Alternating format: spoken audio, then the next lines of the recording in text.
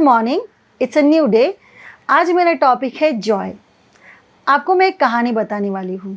ये कहानी है एक सिटी की, जो आनंद मनाने वाली सिटी करके जाना जाती थी।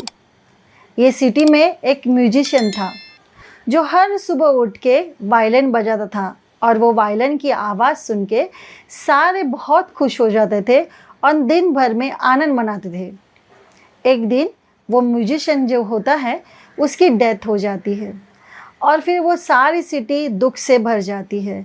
और जो सिटी को लोग आनंद से भरी हुई सिटी करके जानते थे, अभी वो सिटी को दुख से भरी हुई सिटी करके लोग जानने लगे।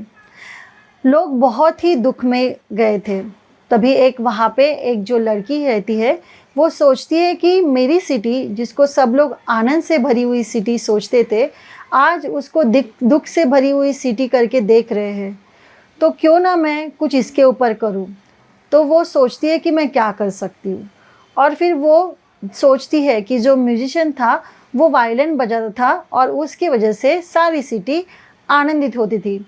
तो वो जाती है और वो उसका जो वायलिन है वो लेती है, उसको सीखती है, उसको समझती है कैसे बजाना है, और फिर जब भी वो सब कुछ अच्छे से उसको बजा पाती है, तो नेक्स्ट डे से वो उस म्यूजिशियन की तरह ही सुबह सुबह वायलिन बजाना चालू करती है। और जैसे वो वायलिन बजाना चालू करती है, वापस सारी सिटी आनंद से भर जाती है, और वो हर रोज़ ऐसे ही वायलिन बजाती है, और सिटी जो दुख से भरी होती है वो फिर से एक बार आनंद से भरी हुई सिटी बन जाती है। तो हम यहाँ पे ये कहानी में देखते हैं कि आनंद कितना इम्पोर्टेंट है। वचन में कहता है कि परमेश्वर का आनंद मेरी ताकत है। तो यहाँ पे जो हम कहानी में देख रहे हैं, ये जो लोग हैं उनका आनंद वो एक आदमी की तरफ देख के मना रहे थे।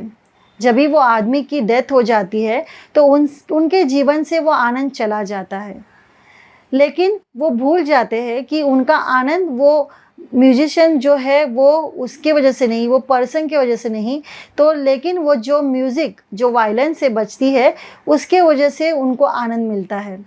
तभी जब भी वो लड़की वो वायलिन को समझती है, उसको सीखती है और बजाना चालू करती है, तो सारे के जीवन में वापस आनंद आता है। तो आज भी हमारे साथ भी ऐसे ही होता है। हम सोचते हैं कि हमारे जीवन में जो भी व्यक्ति है या जो भी चीज़ें हैं वो हमको आनंद देती है, लेकिन हम भूल जाते हैं कि वो चीज़ें हमें आनंद नहीं देती, क्योंकि वो चीज़ें नश्वर है। जब भी वो चीज़ें हमारे जीवन से चली जाती हैं तो हम दुख से भर जाते हैं, क्योंकि हमने हमारा आनंद सोचा कि उनके तरफ से मिलता है, लेकिन हमारा आनंद उनकी तरफ से नहीं, लेकिन परमेश्वर की तरफ से मिलता है, जो हमें आनंद देता है, हमें ताकत देता है। तो जैसे ही वो कहानी में हम देखते हैं कि वो आनंद वो म्यूज़िक सुनने की वजह से होता है, तो मेन सोर्स उनका आनंद का वो वायलिन था। तो वैसे ही हमें भी हमारे जीवन में देखना है कि मनुष्य नहीं, लेकिन हमें परमेश्वर की तरफ देखना है जो हमें आनंद देता है।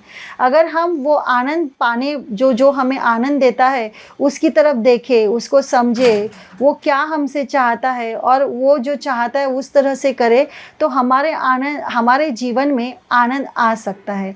जैसे वो सिटी में वापस आनंद आ गया, क्योंकि वो लड़की ने वो वायलिन को सीखा, उसको समझा। उसी तरह हमको भी परमेश्वर को समझना है, उसके बारे में सोचना है और उसके इच्छा के अनुसार चलना है, तो हमारे जीवन में भी वो आनंद वापस आ सकता है। और जिस तरीके से वो लड़की ने जब भी वो आनंद को वापस अपने जीवन में लाया और सिर्फ अपने जीवन तक सीमित नहीं रखा, तो वो उससे सारी सिटी भी आनंदित हो गई। तो उससे ही वैसे ही हम भी जब भी हमारे परमेश्वर के पास जाएंगे और हमारे जीवन में वो आनंद आएगा, और वो जब भी हम आनंद बांटेंगे लोगों को, तो लोगों के जीवन में भी आनंद आ सकता है। तो मुझे यही कहना है कि हमें हमारा आनंद लोगों में, चीज़ों में नहीं ढूंढना है। तो हमारा आनंद का मेन सोर्स जो परमेश्वर है उसकी तरफ हमारी नज़रें उठानी है, और उससे जो आनंद मिलता है उससे हमें ताकत मिलती है, क्योंकि वचन कहता है कि परमेश्वर का आनंद हमारी ताकत है। परमेश्वर ये वचन को आशीष करे। आमीन।